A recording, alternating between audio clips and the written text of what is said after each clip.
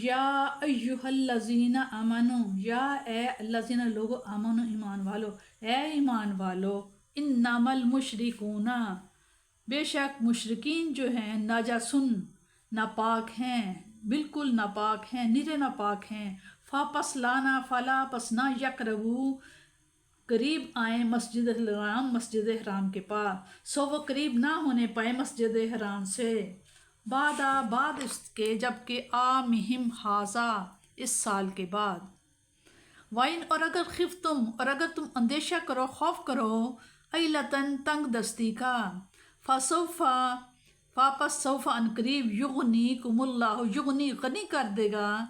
کم تمہیں اللہ تعالیٰ، تو غنی کر دے گا تمہیں اللہ تعالیٰ، من فضلہ اپنے فضل و کرم سے، انشاء اگر اللہ تعالیٰ چاہے، ان اللہ بے شک اللہ تعالیٰ علیم علم والا ہے، جاننے والا ہے، حکیم اور حکمت والا ہے۔ فتح مکہ کے بعد بھی مشرکین نے عرب حرم کعبہ میں داخل ہوتے اور اپنے جاہلانہ رواج کے مطابق طواف کرتے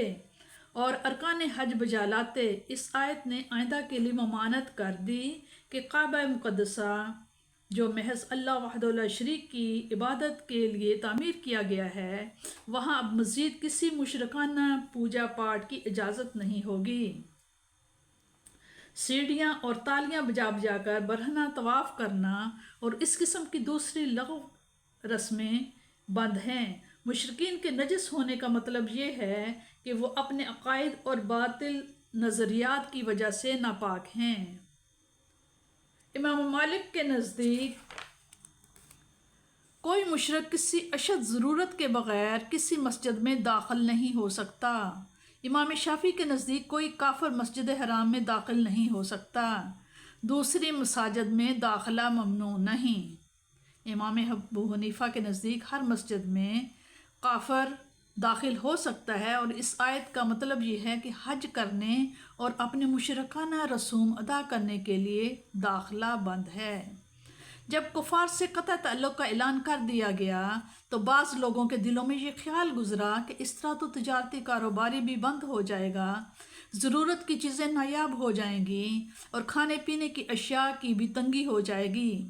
اللہ تعالیٰ فرماتے ہیں کہ رزق کی بسط و کشاد میرے دست قدرت میں ہے، یہ خوف دلوں سے نکال دو۔ بندے کو چاہیے کہ طلب خیر اور دفع آفات کے لیے ہمیشہ اللہ تعالیٰ کی طرف متوجہ رہے اور تمام امور کو اسی کی مشیت سے متعلق جانے۔